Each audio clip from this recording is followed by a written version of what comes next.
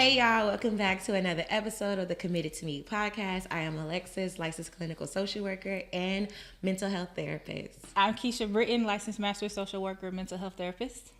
So Kisha, girl, what's been going on? Oh, girl, let's see. Life has been lifing. It has. Life has been lifing. I have been feeling busy, hectic. I cut my hair in a bob. Yes, I love it. It's giving Bobbiana. It's Bob season. They say when you cut your hair, you about to really do some things and change your life. I don't know what I'm changing, but you about to do some things though. I've been in my little declutter organization mode. I mean, I'm going through cabinets. I'm cleaning out cars, shoes, clothes. Oh, you are throwing away baby it toys. up. I mean, I'm cleaning everything. What brought this up? I don't know. I don't like clutter. So anytime I see something, I'm like, we ain't used that in a while, like trash. Like, I got to throw something away every week. I have to. Girl. Like, I just don't want junk anywhere. And then, I be on TikTok, and clean TikTok has me in a chokehold. It's addictive. I'd be like, okay, I need to buy this. Like, let me get a steam mop. Okay, let me get a duster. Let me clean out my air vents. I really want research done on that because I'm wondering like how much money that industry has made alone straight off of TikTok. Because it has to be like millions, or if not billions of dollars at this point. I'm like, I need the Scrub Daddy sponge. I got one with the happy face. Yes, it just makes me more excited to like wash clean dishes. Up. I'm like, okay, I need my little caddy now. When I clean, they put my products in there and take it to the spot in the house. I don't know. I like that. Clean TikTok got me in an organization chokehold. I'm like, I need containers for everything. I need to clean the pantry. I mean, you name it. So I don't know. I'm changing something. I feel something brewing on the inside. Ooh. I don't know what that is. And then I'm like giving away clothes I haven't worn. I feel like my style is changing. Okay.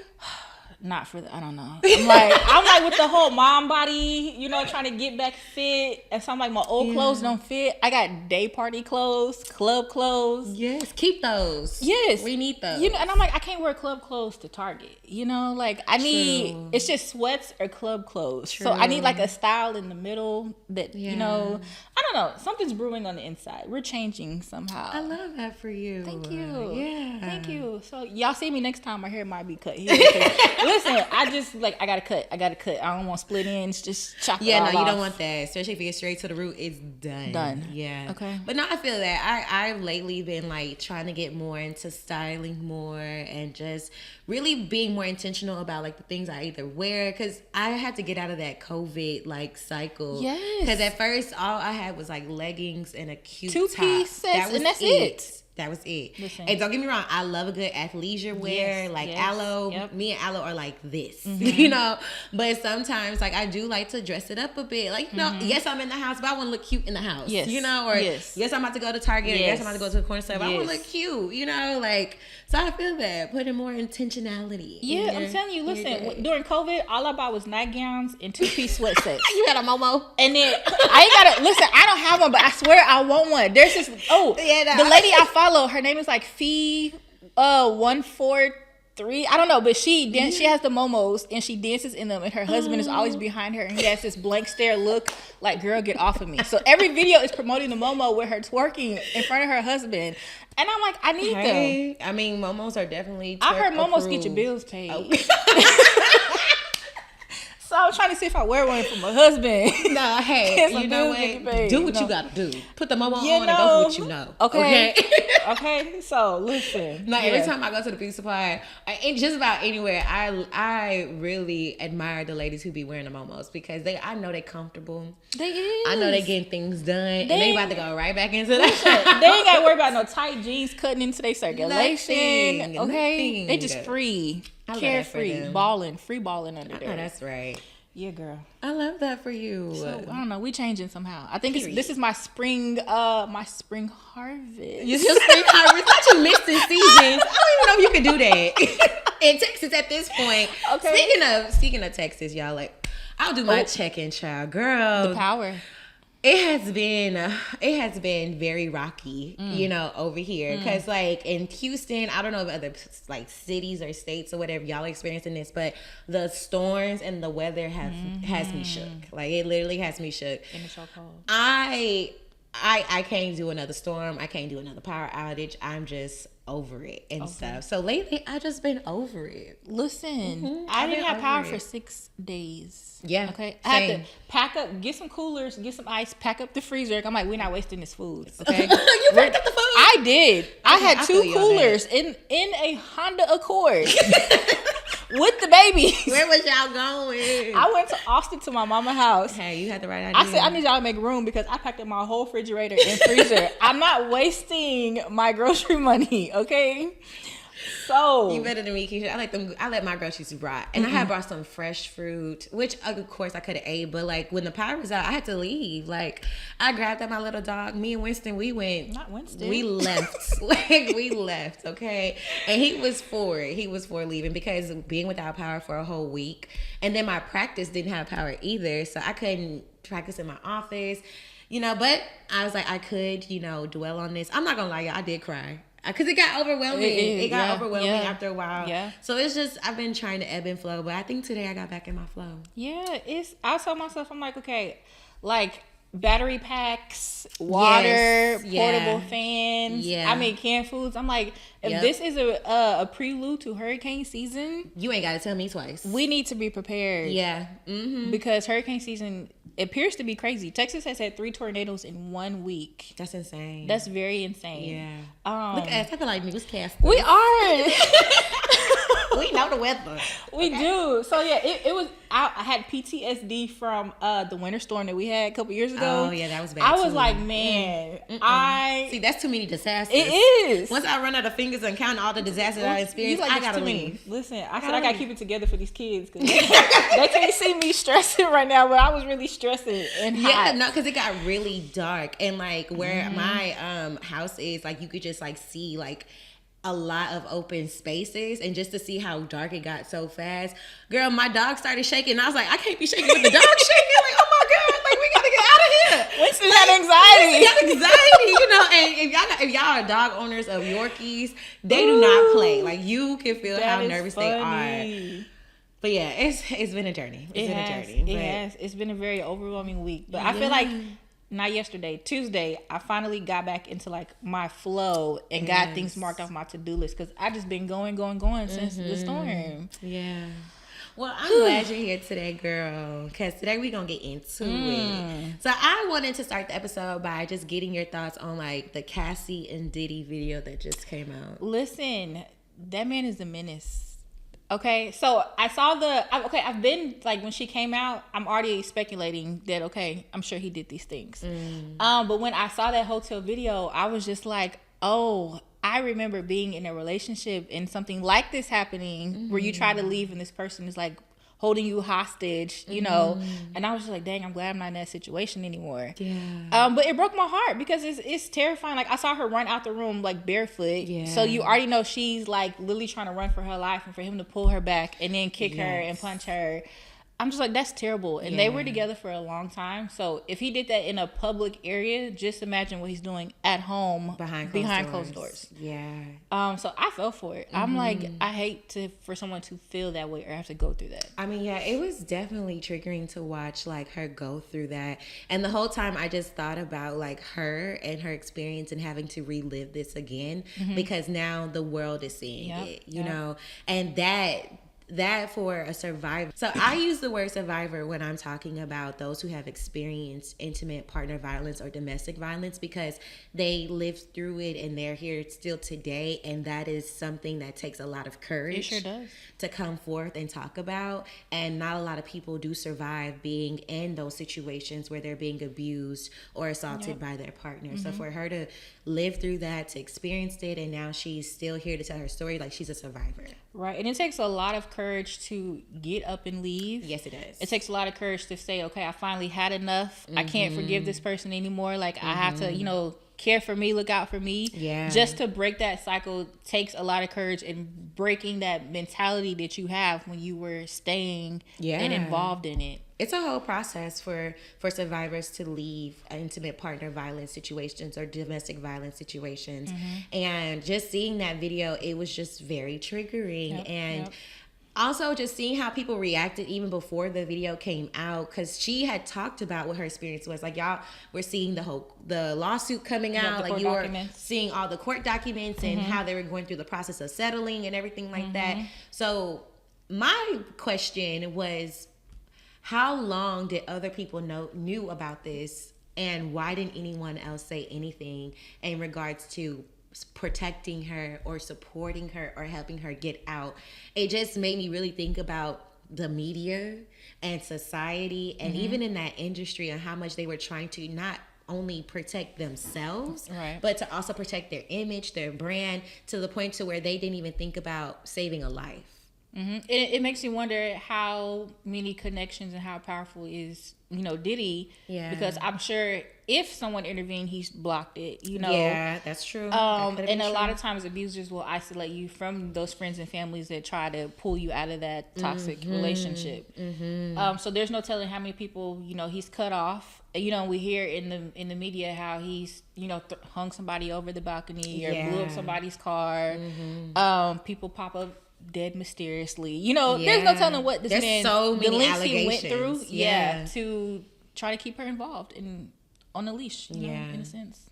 So today I really want us to talk about domestic violence, because it just seems like in society people don't know that they're involved in intimate partner violence or domestic violence until it's at their doorstep. And they don't know how to either talk to their friends or a family member, the people that they're close to, about domestic violence, or how to help someone who is going through that experience, because it's not just affecting the person who's going through it, but it's affecting those around them as well too. Because you want to help, but then you feel powerless, you feel helpless, and you don't know what to say. You don't want to say the wrong thing. So today we're going to give y'all some tools, some different ways to approach people and be there and be supportive, and how to also protect yourself as well too. So Kisha girl, what are the stats? Like, in terms of like how often women get abused, or how often people experience domestic violence, like how often does this happen? Okay, so we have 1 in 4 women and 1 in 9 men experience severe intimate partner violence. Really? So just imagine you're in a room and it's you and 3 other people, and at least one person has been through that violent relationship. So that's a lot of people. That is a lot of people. Yeah. And I'm glad they included like the 1 in 9 men, because a lot of men have partners that definitely are, abusive towards them. Yes. And a lot of men don't want to talk about it because it makes them feel like they're losing their masculinity. Yep.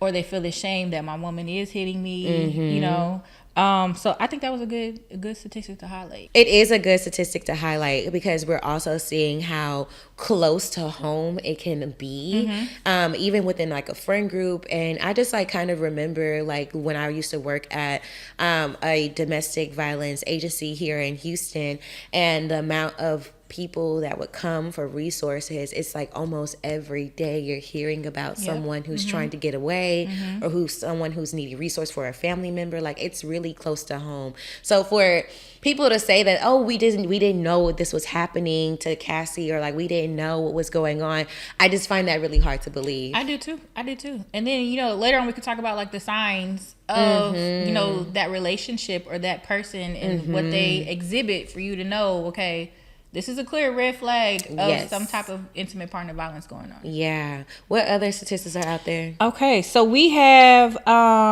domestic victimization is correlated with a higher rate of depression and suicidal behavior. Gotcha. So you're saying that if someone is experiencing domestic violence, then that then impacts their way of thinking, which then can lead to depression and suicide. Yep. It's so much trauma to carry around when you're trying to survive that situation, and then when you're out of it, you're still left doing the work. So I don't know, when I think about domestic violence and suicide, there's just so many different ways as a therapist in which we encourage people to either seek help or get help. But in regards to that suicide and that depression that comes up, what are your thoughts on it? I think suicidal attempts are always that cue for like someone come save me. You know, I'm seeking out help. I don't know how to say I need help, but that is like your telltale sign that someone's going through something serious and they really don't know what to do. They feel stuck. They may feel like they're suffocating, and that's the way you can reach out to them. Like, hey, you attempted this. I know you really don't want to die. You know, you don't want your life to end. So really, what's going on? Yeah, it's hard, and it's a hard conversation to approach, especially when you know someone's already going through a really tough time and they're having a hard time even verbalizing what they are experiencing. But there are different ways, y'all, that you can approach people or even ask them to go get help or just support them without you getting overly involved or you pushing them to go get help, because you still got to treat these people who are survivors of domestic violence or who are still going through it with compassion. Definitely. Like, you got to meet them with some compassion. And in social media, what I see too much of that I don't like is when people be like, oh, that'll never be me, or I would have done this, or why didn't she leave? Why didn't she do that? And it's like, are y'all serious? Like, are y'all serious right now? Like, y'all asking someone, why didn't they leave a situation? And I think with this video, what we're seeing here is that it answers those people's questions of who victim blame survivors. And victim blaming is when people start to gaslight survivors and they start to say, well, you're the reason as to why you're experiencing this abuse. You could have done something to stop this abuse. And we're seeing clearly in this video that she did try to leave. Right. Like, this happens so often where women and men try to leave and their abuser or the perpetrator brings them back in. Yep. And sometimes in that form, or even worse, threatening their life or threatening their children. It's something that society has to stop blaming the victim. You got to stop blaming the survivor for being in a situation which they did not even ask for. Yeah, I was going to say, nobody wants to be abused. No one wakes up and is like, hey, I want to stay in this abusive relationship because it's fun. Nobody wants that. It does not work that way. But there are different types of abuse. So what type of abuse do you know? So physical?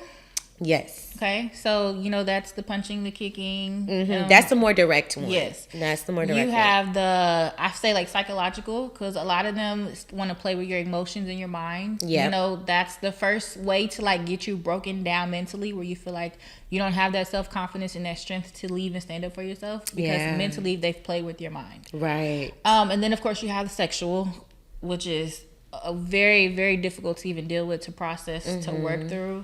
But those are like the three main types that you have. Yes. And then also another forms of abuse that haven't been talked about that much, and I learned this by working at that domestic violence agency, where there's also financial abuse. Like, financial abuse is holding the money. Holding the money. Like, and that also is one of the reasons as to why it is hard for survivors to leave situations, because they don't have the financial means to make it on their own.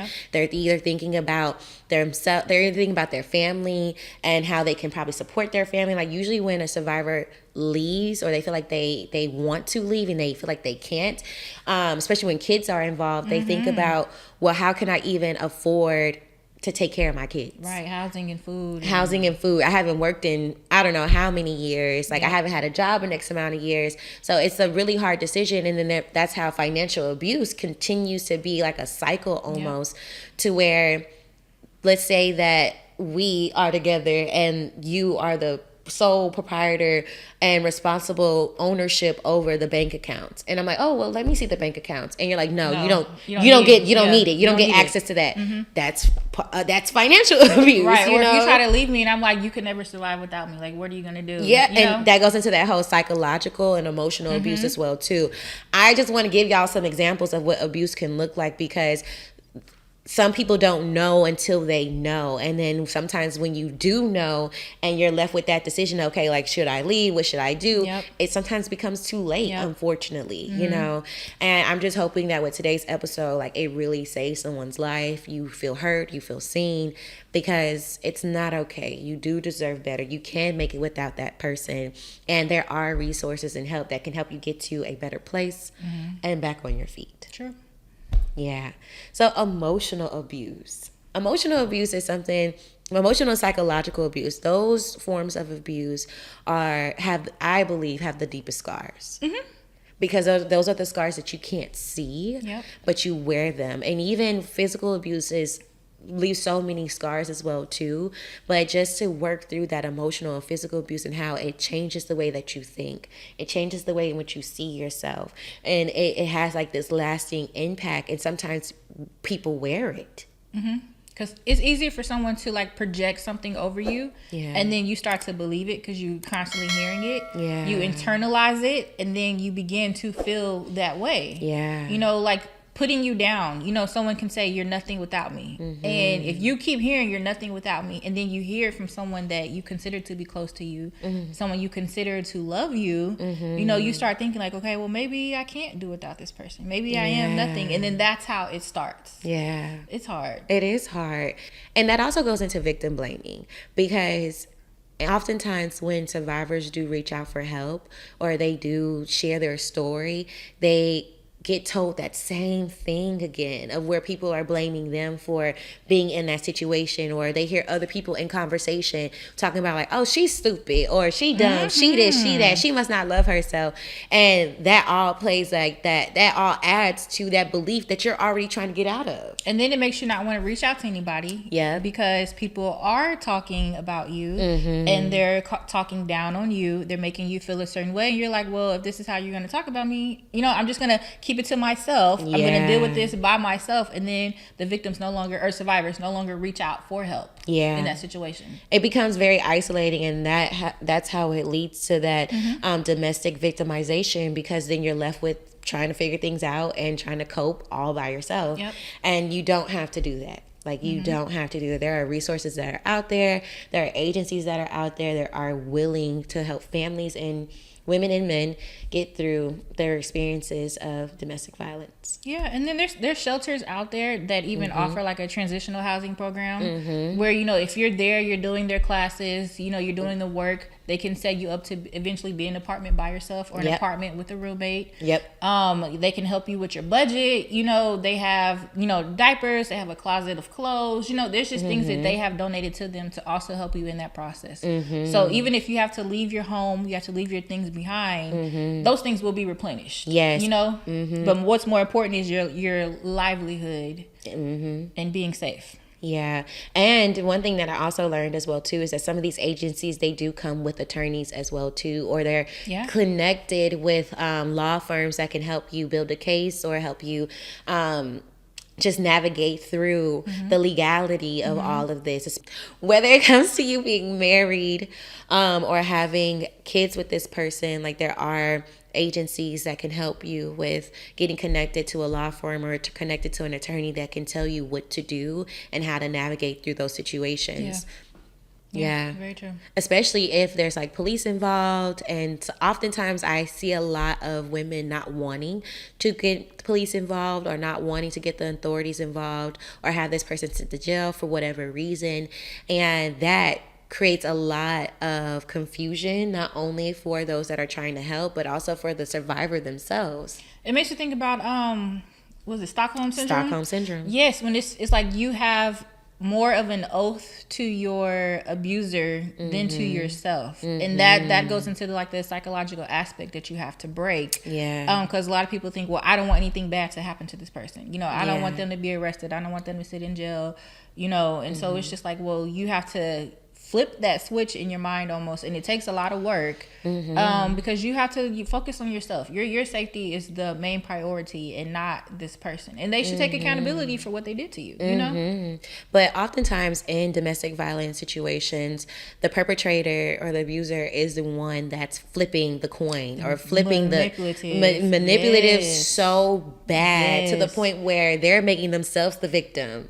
And when I saw that video of Diddy, that second video he had put out, I don't even want to call it an apology video, because it didn't even sound like an apology. He didn't take any accountability. It was just him just saying, I was messed up. I was going through something. Because you were going through something, that is not an excuse to put your hands on someone. Because you have not gotten to a place to manage your own anger, that is not an excuse for you to put your hands on someone or treat them negatively or to abuse them. Like, that is not an excuse. And oftentimes a lot of women stay in relationships and they create these rational excuses, and I call them rational excuses because you're trying to find some plausible reason to still stay in this relationship.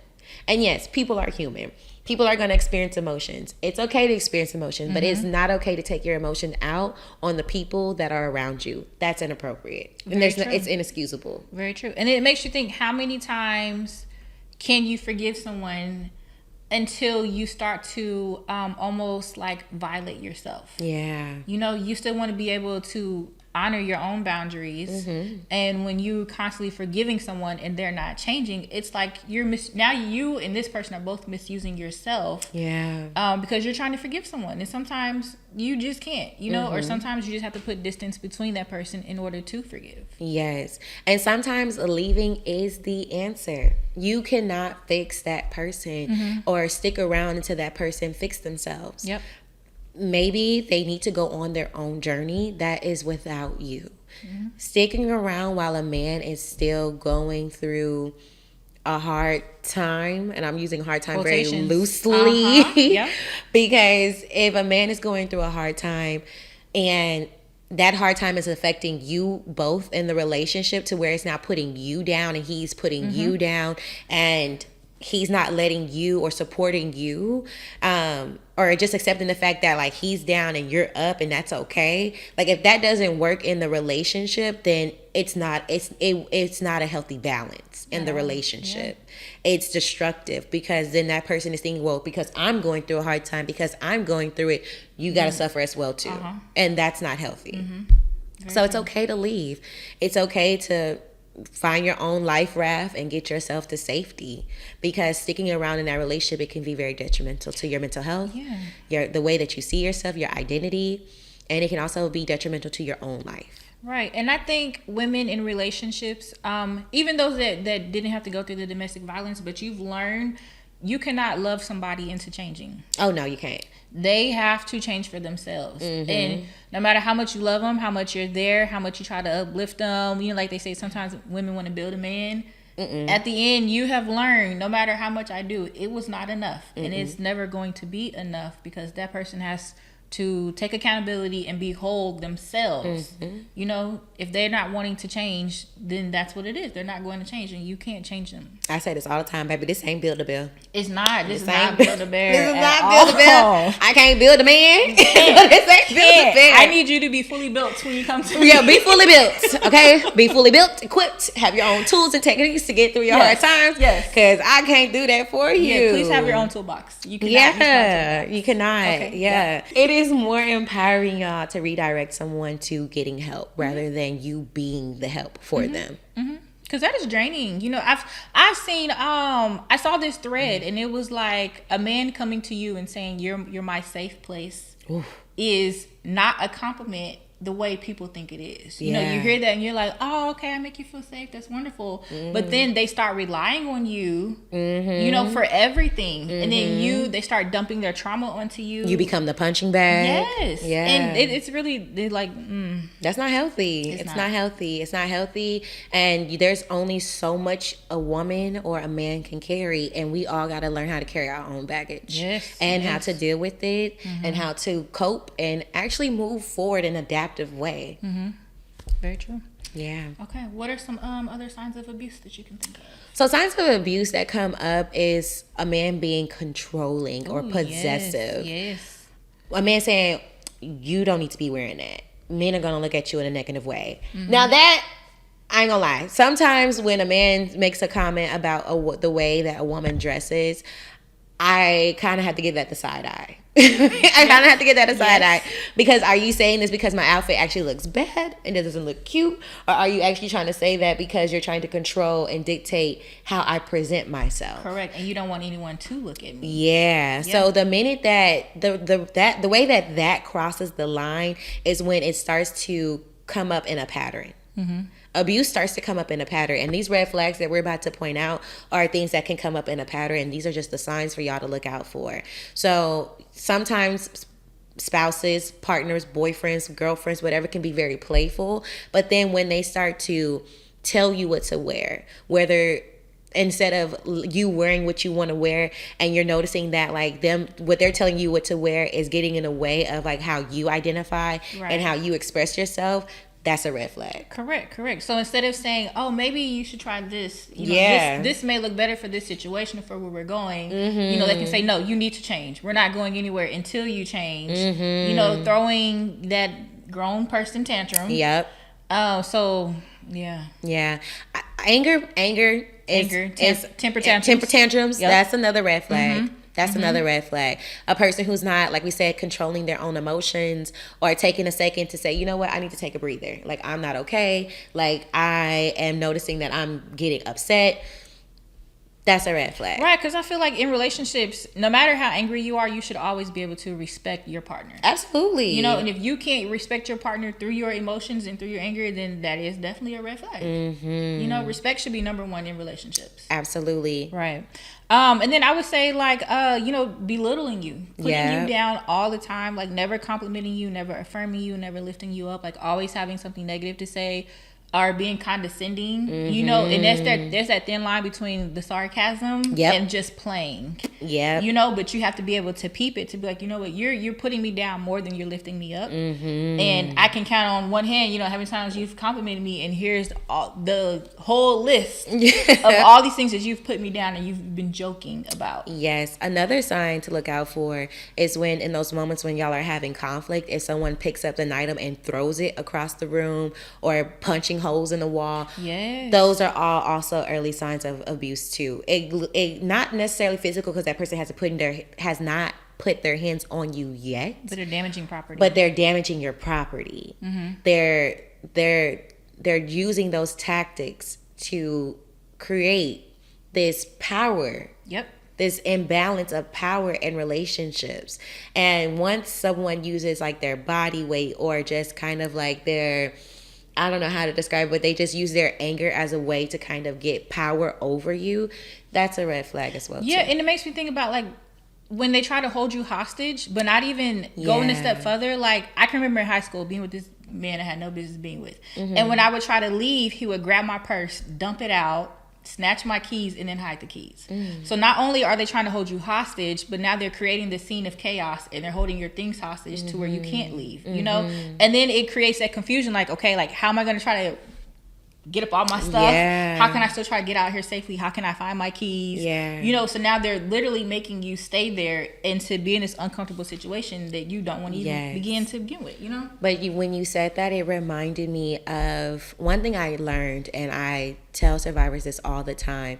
If you have something, like your stuff is in a place where you and this person used to live, or your stuff is with that person who has abused you, leave it. Don't go back for it. There have been so many women who have gone back to get their things, or get their items, and they're in that house, they're in that room, or wherever with that person, and it's closed off, behind closed door space, and they don't come out.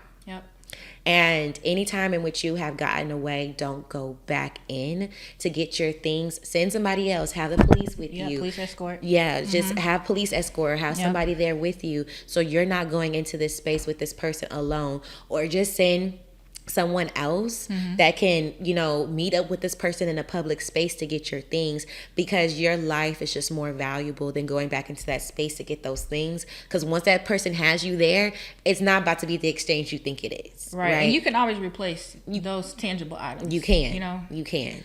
Yep. And then I would say your significant other accusing you of flirting or cheating when you really aren't, and everything that you do, they feel like you're cheating on me, or you're going to cheat. That can be a telltale sign. Or even after the first time around, when they put their hands on you, or they did something that was along the lines of the types of abuse that we listed, and they say, oh, well, no, that was just because of X, Y, and Z reason, or I didn't mean to do that, I'm so sorry. And believe what you saw the first time. It's okay to believe what you saw the first time. Yes, people are capable of changing, but if that person has not taken the steps to actually go through the change and to change themselves, then it's hard to believe that. You don't have to trust that. Yeah, and even they can go a step further, and the minute they put your hands on you the first time, and then, please don't leave me. I'll never do it again. I swear I'm going to change. Everybody's left me. You're the only one that I have. Yes. Like, they're playing that mind struggle with you. Yep. trying to manipulate you so that you can feel bad for them, have pity on them, stay, and then they do it again. And have pity for yourself. Yes. Have pity for yourself. It's true. Okay to go. That is true. That is very true. Also, isolating you from your friends, isolating you from your family, just getting you into a space where you are solely relying on that person. That is another red flag as well too. Right, because healthy relationships, you have your own individual lives, you bring them together, but you should still have your people that you can count on, you rely on. You don't just want to have your whole life about your significant other. You need a proper balance. Yes, healthy balance in relationships do exist, and it's okay for y'all to get in those moments of conflict with one another. And it's interesting because on social media, there was this video that came out with this woman, and she was saying that she really likes the fact that her husband has, out of all the years that they've been together and all the years they've been dating before they got married, even in moments of conflict, he never raised her voice at her.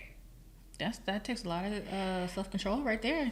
And reality just kind of set in, and a lot of people liked that video and commented, and there was a mixture of comments on that video about their relationship and about how, oh, this must not be a real relationship then, or that man must be cheating, or this and that. And it's society doesn't believe that it's okay to be in relationships with people and to have a moment of conflict without us raising our voices at one another. That is healthy. That is normal. You deserve that. It's possible. It can happen in relationships. And if you're in a relationship where this person can't control their anger or they're constantly raising their voice at you, and it's one thing to speak passionately, but it's another thing to have a emotional, mature conversation with another person where you both can express how you feel without that being any labels being thrown around, people being called out their names, or someone raising their voice at you as if they're trying to assert a level of dominance over you.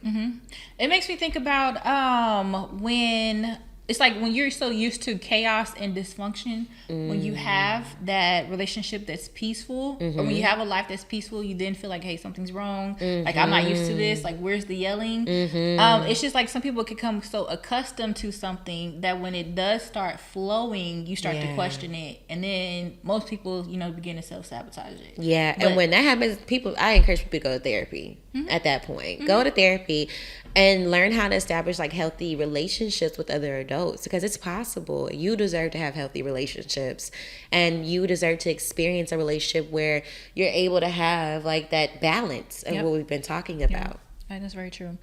The last one I'm going to say is when they force you into doing things that you don't want to do.